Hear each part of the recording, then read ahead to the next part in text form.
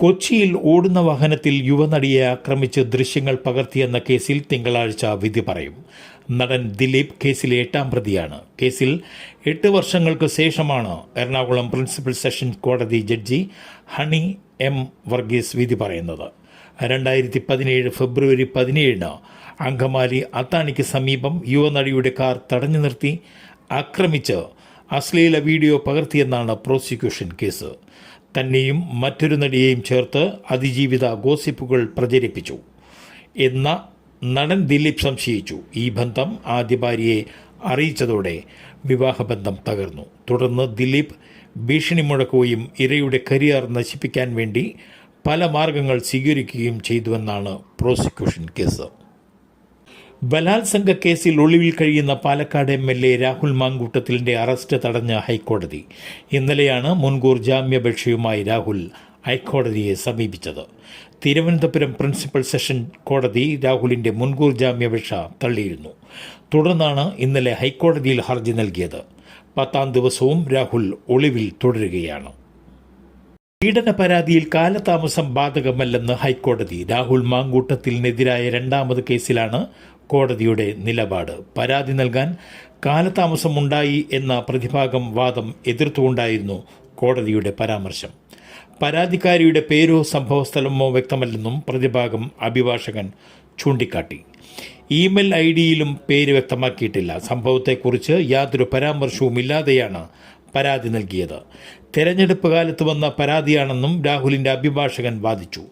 KPCC പ്രസിഡന്റിന് പരാതിയിൽ കഴമ്പുണ്ടെന്ന് തോന്നിയതുകൊണ്ടാകാം പരാതി പോലീസിന് ഫോർവേഡ് ചെയ്തതെന്നും അറസ്റ്റ് തടയാൻ ഈ കോടതിക്ക് അധികാരമില്ലെന്നും പ്രോസിക്യൂഷൻ വാദിച്ചു. 21-കാരിയായ കുട്ടിയാണ് രാഹുലിനെതിരെ ബലാത്സംഗ പരാതി നൽകിയത്. KPCC ഇമെയിൽ വഴിയാണ് പരാതി നൽകിയത്. പരാതി KPCC പോലീസിന് കൈമാറുകയായിരുന്നു. നേരത്തെ നിയമപരമായി മുന്നോട്ടു പോകാൻ താൽപ്പര്യമില്ലെന്ന് പറഞ്ഞ പെൺകുട്ടി പിന്നീട് പരാതി നൽകുകയായിരുന്നു. രാഹുൽ മാങ്കൂട്ടത്തിനെതിരെ ആദ്യ കേസ് വന്നതിനെ തുടർന്നാണ് പരാതി നൽകാൻ പെൺകുട്ടി തയ്യാറായത്.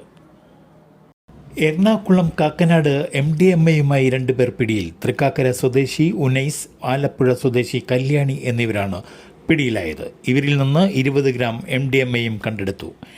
ഇടച്ചിറയ്ക്ക് സമീപത്തെ അപ്പാർട്ട്മെന്റിൽ പോലീസ് നടത്തിയ പരിശോധനയിലാണ് ഇവർ പിടിയിലായത്.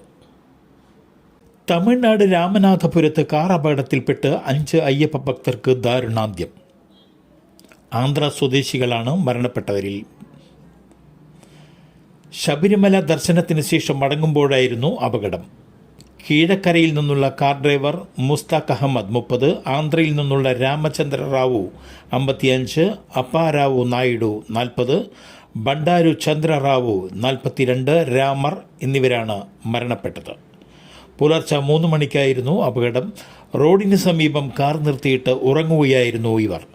രാമനാഥപുരം സ്വദേശികൾ സഞ്ചരിച്ച കാർ നിയന്ത്രണം വിട്ട് അയ്യപ്പ ഭക്തരുടെ കാറിൽ ഇടിക്കുകയായിരുന്നു. രാമേശ്വരം ക്ഷേത്രത്തിൽ ദർശനത്തിനായാണ് ഇവർ രാമനാഥപുരത്തെത്തിയത്.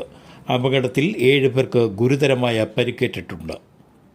വർക്കലയിൽ സ്വകാര്യ പ്രിന്റിംഗ് പ്രസ്സിലെ ജീവനക്കാരിക്ക് ദാരുണാന്ത്യം. വർക്കല MGM സ്കൂളിന്റെ ഉടമസ്ഥതയിൽ പ്രവർത്തിക്കുന്ന പൂർണ്ണ പബ്ലിക്കേഷൻ പ്രിന്റിംഗ് പ്രസ്സിലാണ് അപകടം നടന്നത്. വർക്കല ചെറുകുന്ന് സ്വദേശിനി ബീന 51 മരണപ്പെട്ടത്. ഇന്ന് രാവിലെയോടെ ജോലിക്കെത്തിയ ബീനയുടെ സാരിയുടെ തുമ്പ് മെഷീനിൽ കുരുങ്ങി ആണ് അപകടമുണ്ടായത്. സഹപ്രവർത്തകർ ഉടൻ തന്നെ മെഷീനിൽ നിന്നും ബീനയെ പുറത്തെടുത്തെങ്കിലും ശരീരം ചതഞ്ഞ നിലയിലായിരുന്നു. ഉടൻ തന്നെ വർക്കലയിലെ സ്വകാര്യ ആശുപത്രിയിൽ എത്തിച്ചെങ്കിലും ജീവൻ രക്ഷിക്കാനായില്ല.